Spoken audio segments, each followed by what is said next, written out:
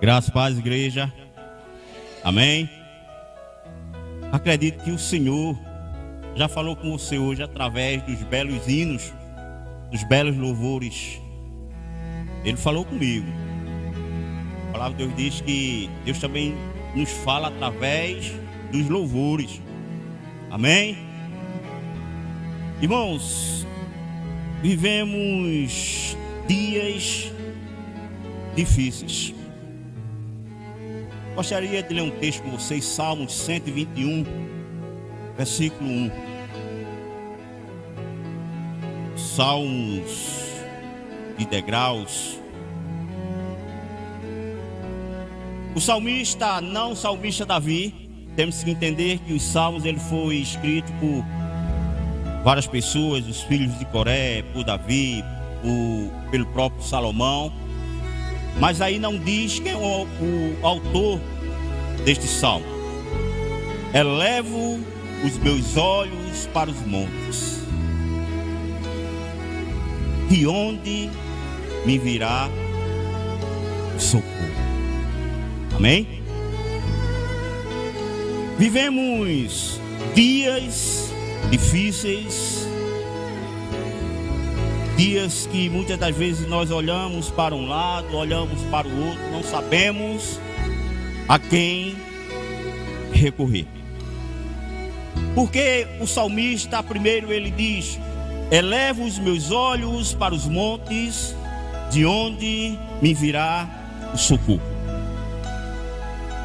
O salmista, junto com todo o povo de Israel, ele está indo para o monte Sião.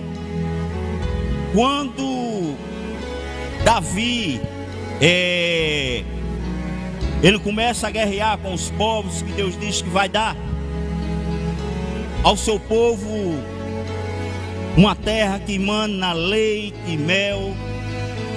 E Davi ele começa lá atrás, né, com os reis já guerreando.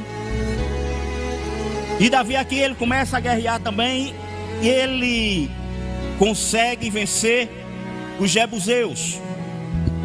E quando ele vence os jebuseus, ele toma posse do território dos jebuseus. E quando Davi ele toma posse da terra dos jebuseus que ficava no Monte Sião, Davi agora ele constrói um santuário para Deus. Sabemos que, estamos lendo a Bíblia, sabemos que lá, quando o povo sai do cativeiro, Deus dá as ordens, não é? Para fazer um tabernáculo para o povo adorar. Davi agora não mais faz o tabernáculo, mas agora ele constrói o santuário de Deus, o qual de ano em ano o povo de Israel ia à casa do Senhor para oferecer sacrifício. E em uma dessas jornadas, o salmista ele olha para os montes e diz: elevo os olhos para os montes, de onde me virá o socorro. Porque o salmista agora ele está dizendo isso?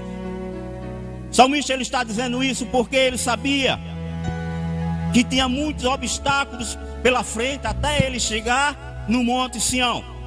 Obstáculos esses que, primeiro, se era no monte, tinha uma grande subida. Segundo, ele sabia que poderia encontrar, não é, alguns salteadores, alguns ladrões, naquela jornada que o povo de Israel estava indo agora até o templo do Senhor para o adorar. E muitas das vezes quero trazer agora para minha e para a tua vida essa palavra aqui. Muitas das vezes nós, mesmo conhecendo a Deus, mesmo servindo a Deus, na horas difíceis, nós dizemos: quem me socorrerá? muitas das vezes nós nos esquecemos que temos um Deus que tudo pode, um Deus que tudo faz, um Deus do impossível. Eu queria trazer para dentro desse texto um homem o qual nós conhecemos muito bem a sua história e queremos tirar lição desse profeta, não é? Profeta Elias. O profeta Elias, quando nós lemos a sua história, muitas das vezes ela se encaixa com a nossa história. Quem era o profeta Elias? Um homem de Deus, né? Profeta de Deus, que estava sempre à disposição de Deus. Como na casa do Senhor tem muitos homens e muitas mulheres à disposição de Deus, homens e mulheres que Deus tem usado, homens e mulheres que têm sido ousados diante da palavra do Senhor para esta sociedade.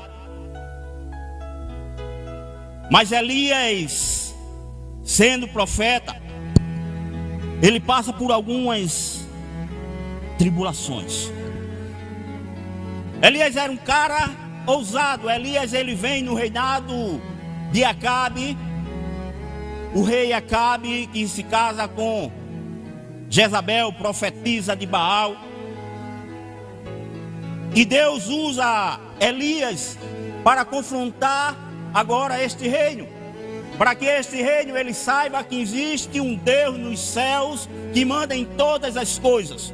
Mesmo quando o homem ele toma o poder, muitas das vezes o homem ele pensa que é um Deus, mas Deus só existe um, o Deus criador dos céus e da terra. E muitos homens, quando ele tem o poder, ele se torna um ser soberbo, um ser altivo, um ser que pensa que está acima de tudo e de todos. E assim não foi diferente com o rei Acabe. A palavra de Deus diz que Acabe fez tudo que tinha de ruim com o povo de Israel. Mas Elias agora ele é usado por Deus para confrontar o rei Acabe. Lá em 1 Reis, capítulo 17, conta toda a história de Elias. E a primeira coisa que Elias faz quando Acabe ele começa a desfazer as coisas de Deus, ele se torna um homem altivo. Acabe logo se encontra com ele, está lá no versículo 1, capítulo 17, versículo 1. Então Elias, o tisbita dos moradores de Gileade, disse a Acabe: tão certo como vive o Senhor Deus de Israel, perante cuja face estou, nem orvalho nem chuva haverá nestes anos, segundo a minha palavra. Veja a ousadia de Elias perante a face do Senhor para ir contra o rei Acabe. E o Senhor era com Elias, versículo 3. Depois disso, a palavra de Deus diz que os céus se cerrou, houve uma grande seca em Israel, não houve chuva. Aí Elias, quando traz essa palavra para o rei Acabe, ele retira-se, vai para o lado oriental. Isso é Deus orientando ele. E esconde-te junto à torrente de Queribe, fronteira ao Jordão. Versículo 4. Beberás da torrente e ordenei aos corvos que ali mesmo te sustentem. Primeira lição que nós tiramos da vida do profeta Elias: não deixe de falar aquilo que Deus mandou você profetizar. Deus, ele se responsabiliza com o que está falando. Ele manda Elias falar a Acabe e diz que não vai ter chuva, mas ele providencia água e alimento. Água e alimento para Elias. Primeiro iFood da face da terra. Daí foram os corvos que alimentaram Elias. E Deus era com Elias. E passando-se o tempo, Acabe ele ainda continua com seu coração soberbo, casa-se com Jezabel, profetiza de Baal, começa a desfazer as coisas de Deus para colocar os seus ídolos. E mais uma vez Elias, ele é ousado. Elias, ele agora, ele desafia os profetas de Baal. Capítulo 18, versículo 25.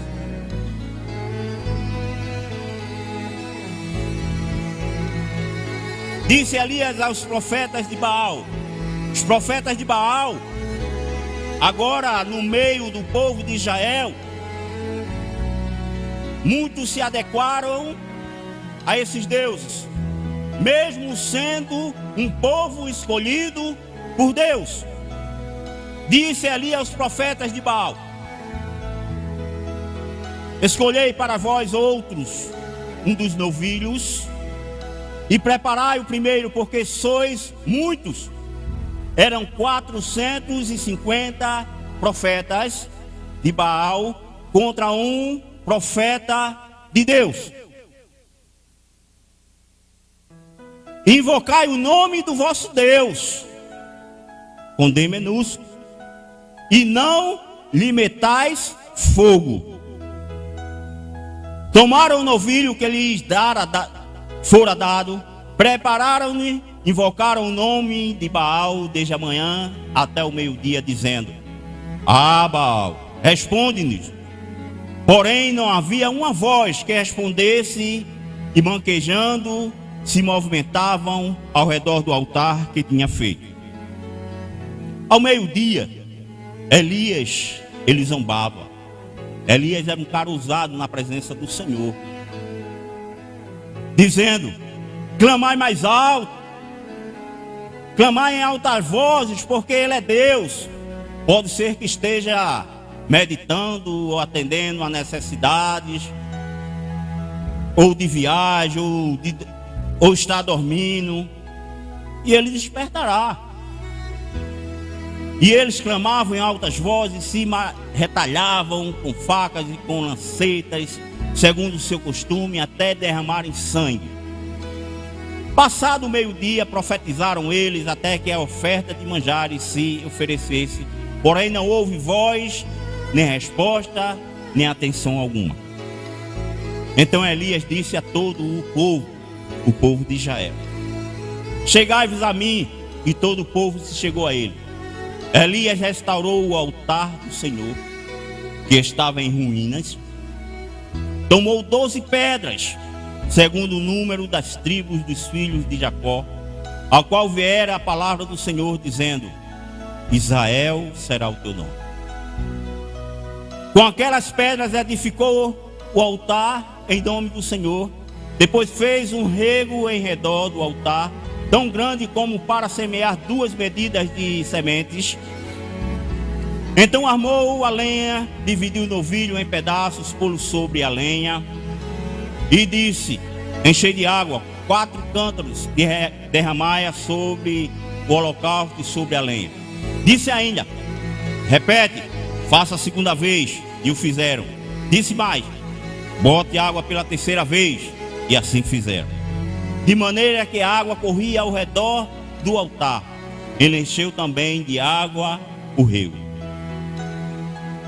No devido tempo, para se apresentar a oferta de manjar, aproximou-se o profeta Elias e disse: Ó Senhor Deus de Abraão, de Isaque e de Israel, fique hoje sabido que tu és Deus em Israel e que eu sou o teu servo e que segundo a tua palavra fiz todas essas coisas. Responde-me, Senhor, responde-me, para que este povo saiba que tu, Senhor, és Deus e que a ti fizeste retroceder o coração deles. Então caiu fogo do Senhor e consumiu o holocausto e a lenha e as pedras e a terra, e ainda lambeu a água que estava no rego. 450 profetas clamando a Baal. Mas a palavra de Deus diz que a oração de um justo pode muito em seus efeitos. Muitos podem até estar te querendo mal. Muitos podem até dizer que você não é homem, não é mulher de Deus. Mas quem sabe o meu e o teu coração é Deus. E quando colocamos as coisas de Deus em prática, quando andamos com singeleza de coração, quando andamos nos caminhos do Senhor, a minha e a tua oração, ela é ouvida. Com Elias não foi diferente. Veja que Elias agora ora, e a palavra de Deus diz que desce fogo do céu, lambe o sacrifício, lambe a água, que fica tudo seco. Aí agora Elias diz: segura os 450 profetas e vamos matar todos. E assim é feito. O povo pega os 450 profetas de Baal e mata todos os 450. Aí Acabe, ele está vendo tudo isto. Versículo 19. Acabe, quando vê tudo isso, em vez dele glorificar a Deus, porque Acabe ele conhecia a Deus, Acabe ele sabia quem era Deus.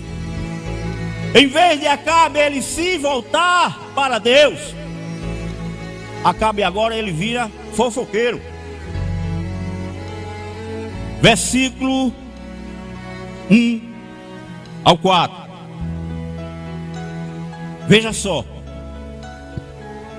Acabe agora ele conta tudo à sua esposa Jezabel.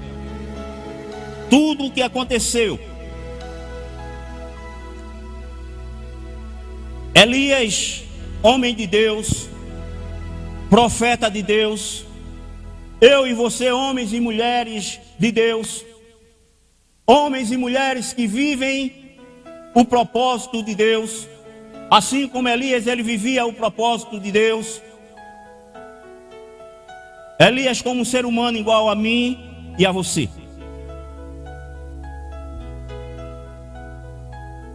Aí vem uma voz do inferno e diz que vai matar Elias. Jezabel agora fica sabendo que Elias ele mata os 450 profetas. E Acabe fez saber a Jezabel tudo quanto Elias havia feito e como matara todos os profetas da espada. Pode passar, pastor. Então Jezabel mandou um mensageiro a Elias dizer-lhe: façam-me os deuses como lhe aprouver, se amanhã a estas horas não fizer eu a tua vida como fizeste a cada um dos meus profetas.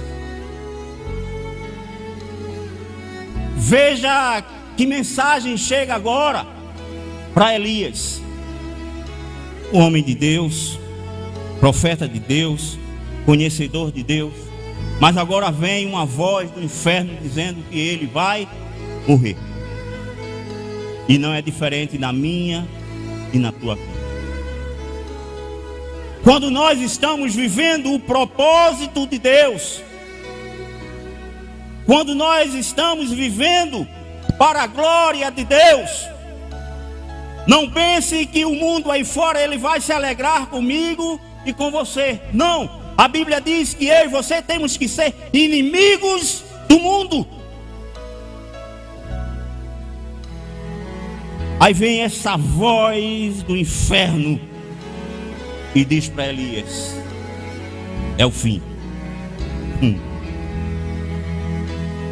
E quantas das vezes nós não já demos ouvidos a essa voz do inferno que muitas vezes chegou para mim e para você e disse: acabou, é o fim.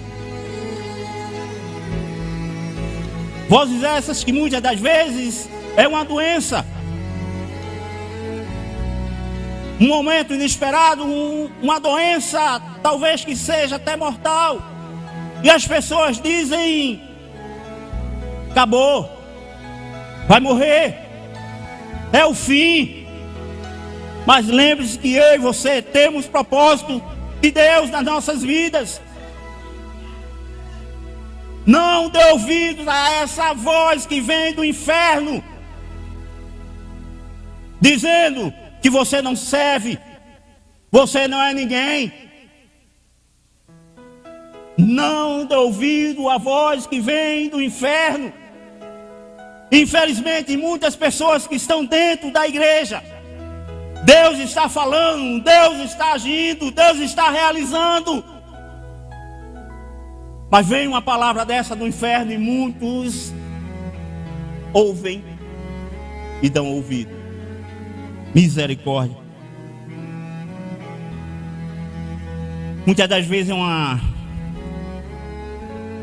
situação que aos nossos olhos é impossível. Voz essa que muitas das vezes pode ser os nossos filhos no mundo da droga. Olha, o teu filho não tem mais jeito, o teu filho não tem mais solução.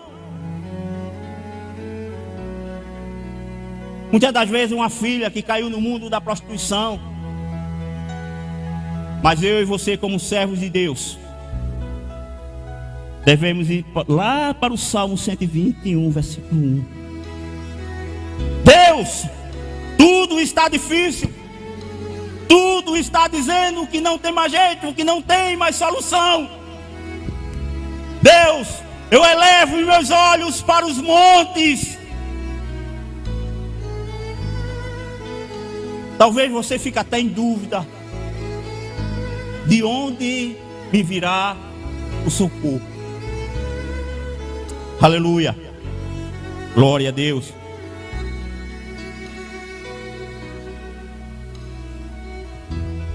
E muitas das vezes nós aceitamos essa palavra que vem do inferno e nos acovardamos, aceitamos as palavras negativas. E foi isso que Elias fez. Homem suscetível às mesmas coisas que eu e que você. Elias agora ele dá ouvido à voz que vem do inferno: você vai morrer. Aleluia. Elias aceitou o que lhe foi dito. A Elias agora, versículo 9. Elias agora ele vai para onde? Ali entrou numa caverna, onde passou a noite.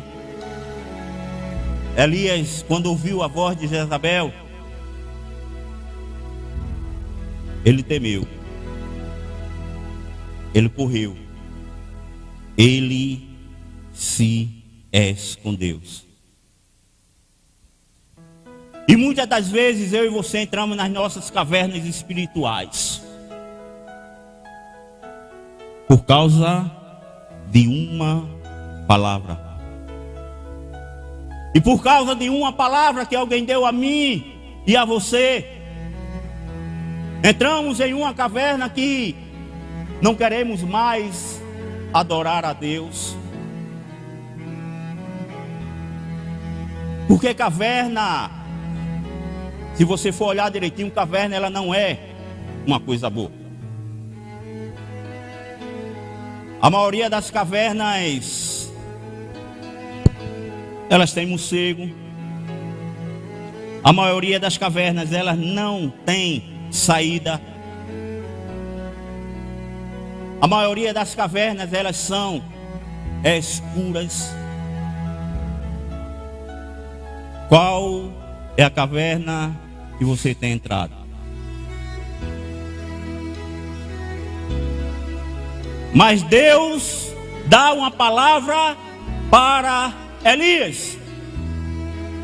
E eis que veio a palavra do Senhor e lhe disse: Elias, que fazes aqui, Elias? E Deus nesta noite diz a você, aleluia, glória a Deus, Elias de passarinho, aleluia. Se você estiver numa caverna, Deus diz para você: não foi aqui que eu te coloquei, numa caverna, aleluia. Não foi para isso que eu morri lá na cruz do Calvário, para você estar numa caverna. Não foi para você estar numa caverna que eu te ungi, aleluia. Você está numa caverna, não foi para isso que eu te chamei.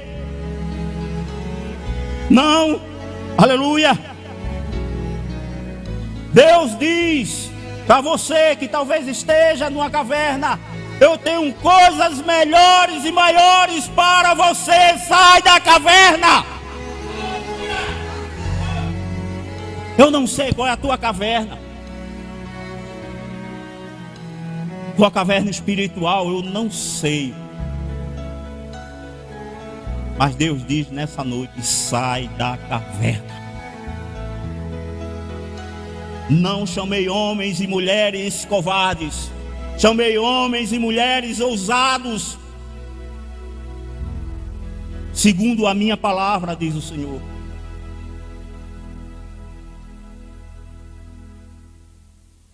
E quando você estiver nesta caverna,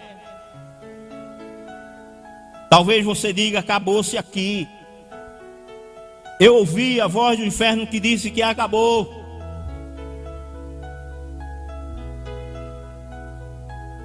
Elevo os meus olhos para os montes, de onde me virá o socorro? Comece a fazer esta pergunta. Quando você pensar que não há mais jeito, que não há mais solução, que não há mais saída, que não há mais restauração, não há mais restauração na tua casa, não há mais restauração na tua família, não há mais restauração com o teu marido, não há mais restauração com a tua esposa, não há mais restauração com os teus filhos, começa a se questionar.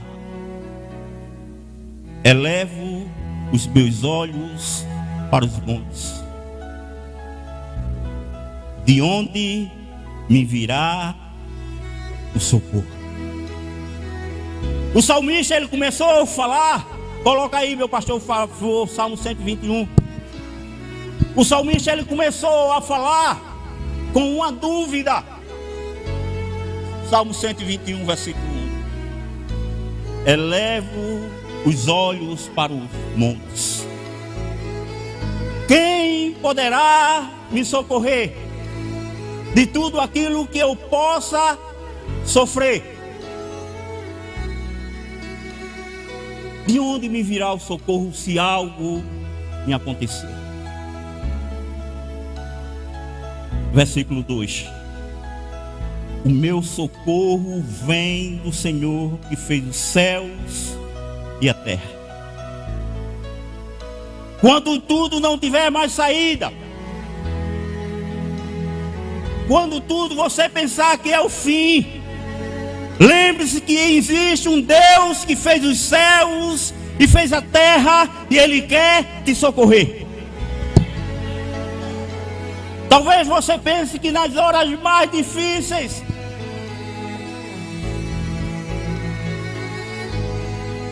o médico, ele possa te socorrer. O médico, ele possa socorrer um familiar teu que está enfermo, que já saiu uma notícia que ele vai morrer. Eleve os seus olhos para os céus e tenha certeza que o teu socorro vem do Senhor. O meu e o teu socorro, ele não vem do homem. O meu e o teu socorro, ele vem do Senhor. Aleluia. Muitas das vezes a voz diz: acabou. Sabe quem foi assim? O rei Ezequias. Coloca aí, pastor, por favor, Isaías capítulo 38, versículo 1.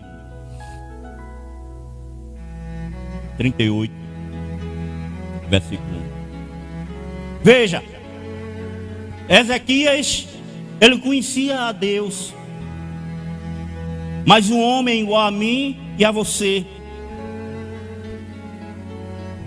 Agora vem o profeta Isaías e diz a Ezequias: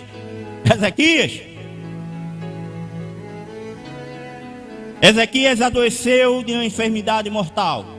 Veio ter com ele o profeta Isaías, filho de Amós, e lhe disse: assim diz o Senhor, põe em ordem a tua casa, porque morrerás e não viverás. Passa aí, pastor. Então virou Ezequias o rosto para a parede e orou ao Senhor. E disse: lembra-te, Senhor, peço-te, de que andei diante de ti com fidelidade, com inteireza de coração, e fiz o que era reto aos teus olhos. Chorou muitíssimo. Sabe o que é que eu vejo aí? Muita coisa que eu e você era para fazer e não faz. A mensagem chegou para Ezequias: Ezequias, tu vai morrer. Ezequias, como rei, nessa situação, era para ele chamar toda a família.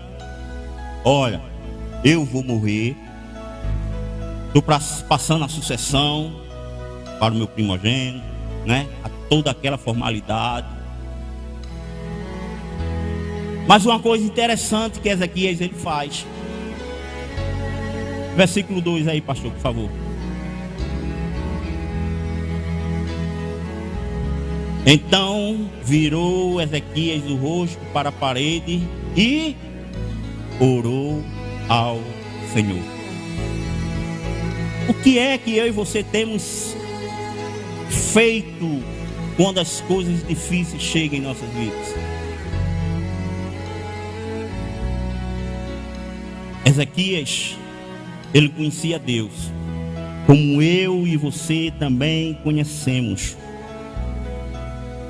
E a atitude de Ezequias foi orar ao Senhor. E a palavra de Deus diz, continuando, diz que antes que Isaías chegasse ao portão, Deus ouviu a oração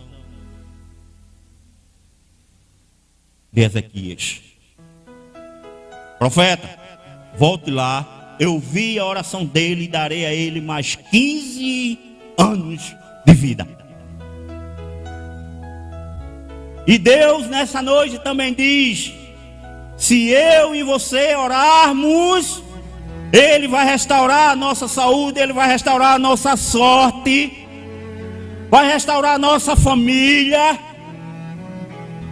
Mas para isso, temos primeiro que sair da caverna.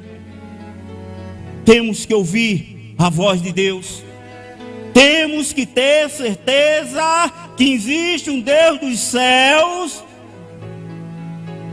que é o meu e o teu socorro. E só iremos para os céus se entendermos os propósitos de Deus. Elias, ele entende o propósito de Deus. Elias, ele sai da caverna, começa a fazer os propósitos de Deus em sua vida. E eu e você só iremos para o céu se entendermos os propósitos de Deus em nossas vidas. Se entendermos que caverna não é lugar para mim e para você, porque somos homens e mulheres de Deus. Podemos até entrar em uma caverna, sim, podemos, mas o que nós não podemos é se acostumar com a caverna. E muitos cristãos, muitos servos de Deus, têm perdido as bênçãos de Deus, porque têm se acomodado dentro de suas cavernas espirituais. Não ouvem mais a voz de Deus, não tem mais o desejo de servir a Deus. E enquanto você estiver dentro desta caverna, você está morrendo dia após dia. Hoje é noite de você sair dessa caverna. Hoje é noite de você ouvir a palavra de Deus, a palavra que o salmista ele fez: eleva os meus olhos para os montes, de onde me virá o socorro. Aí agora ele tem a convicção.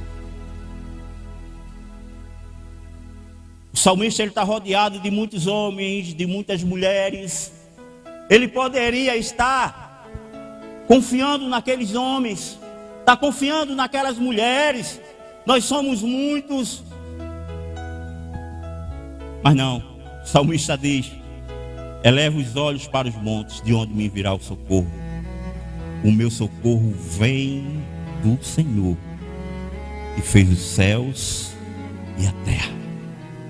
E que nesta noite possamos entender que o meu e o teu socorro não é o homem. O meu e o teu socorro vem do Senhor, que fez os céus e a terra. Que Deus nos abençoe nessa noite. Amém? Presbítero Pedro.